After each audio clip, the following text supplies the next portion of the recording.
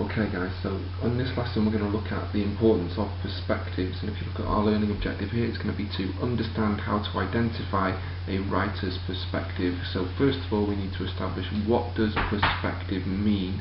So you might want to look that up and record any notes or ideas underneath the Do Now heading.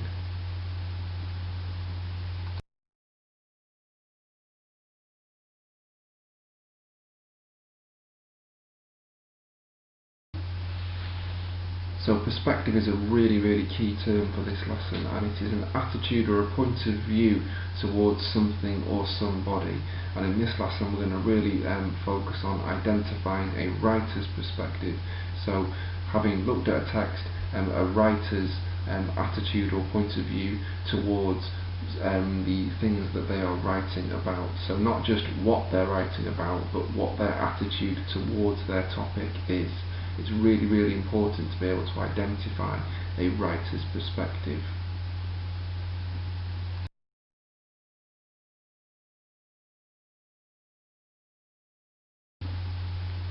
Okay, so as a bit of an introduction here, we're going to make some links to the text and inspector calls that you've already covered. So we need to have a think about this. What is the connection between Mr. Berlin and Eva Smith and inspector calls? That should be quite straightforward if you remember the play, so that's just to kind of get our memories working again.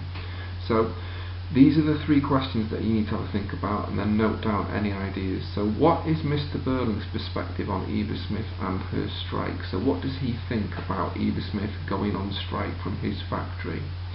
And then what was J.B. Priestley's perspective on capitalists like Mr. Berling? So can you think about what the overall message of the play was? What does J.B. Priestley, as the playwright, what was his perspective? What was his attitude towards capitalist characters like Mr. Berling?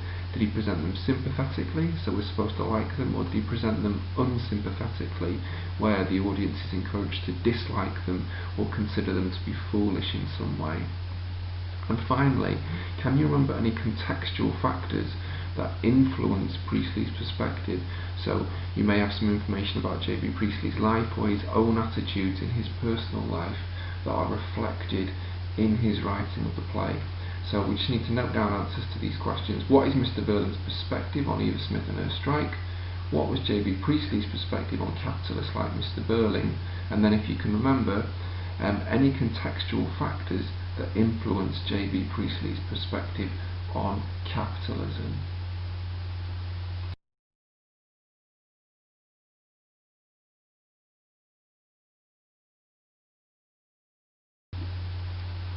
Right, so moving on then, this is the big picture. So what we are working on here, we are working towards answering a question like this one on writers' perspectives, and then also the methods they use to convey their perspectives. So you need to write down this question, so record this question on your paper or on your book or whatever you're working on this morning or this afternoon. So the question is, explore how the writer conveys their different perspectives on the different types of employees that work for McDonald's. So you just need to write that question down before you move on to the text. It's a good idea to underline the same bits that I have here, so keyword how, keyword different perspectives, and then other keywords different types of employees. So just write that question down.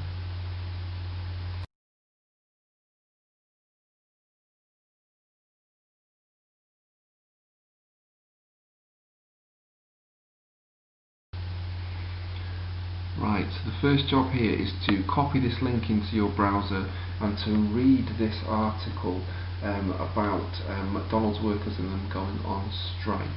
Okay, so your first job is to copy the link into your browser and read the article. It's a little bit longer than the ones that we might have looked at in the past, but it is a really good one, so you need to have a read of the article before we move on. Once you've read it, what we need to think about is the question that we wrote down from the previous slide. So it says here, the question tells us that the writer's perspective on the different types of employees is different. So we need to be trying to organise our responses to show that we understand this. Okay, so let's have a read of the article and we'll move on.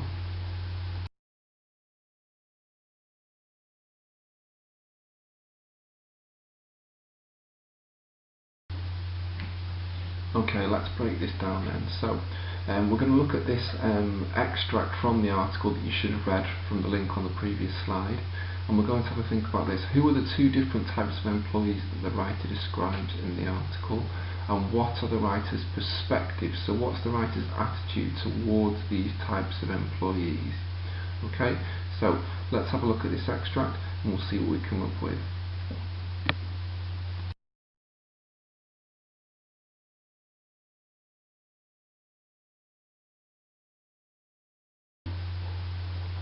Okay, so when you looked at the extract on the previous slide, hopefully you've identified this, that there are really, in this article, the writer deals with two different types of people that work for McDonald's.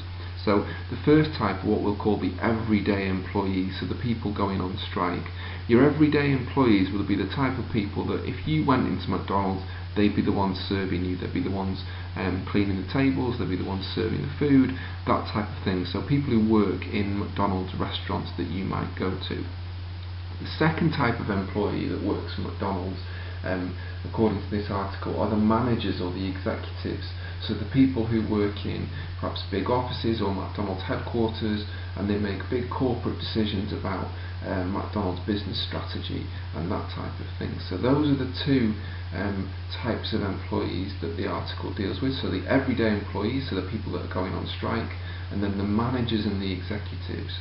So in this table here, what we're going to do is to fill up these two columns. So the everyday employees strikers column and the managers and executives column, we want to fill those with quotes from the extract on the previous slide. So any information about the everyday employees, so the people going on strike, obviously in that column, and the managers and the executives, quotes going in that middle column. And then in that final column you'll see it says difference in perspective. So I'll give you a clue here. The writer of the text feels very differently. His perspective, his attitude towards the everyday employees and towards the managers and the executives is very different. So in that final column we just want to note down any difference the quote shows us in the writer's perspective. So quotes in column 1 and quotes in column 2, and then in that third column, what do those quotes show us about the different way the writer views those two types of people?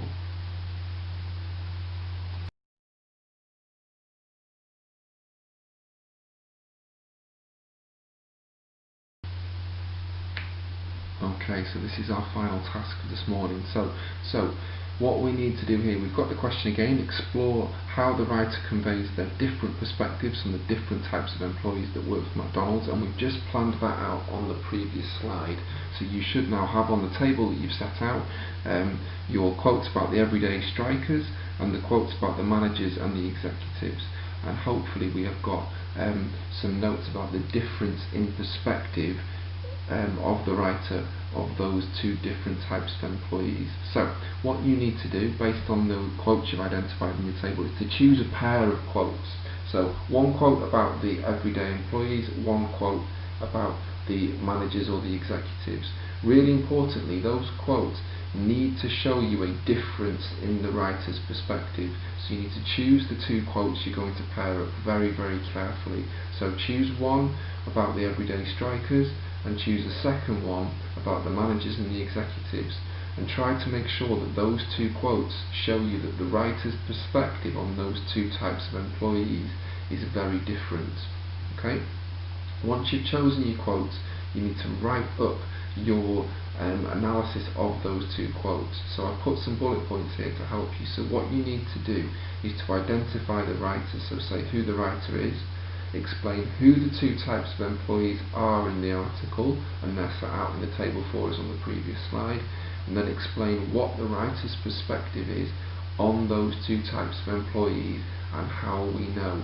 So including the quotes that you've chosen from your table and explaining what those quotes show us about the difference in the writer's perspective on those two types of employees.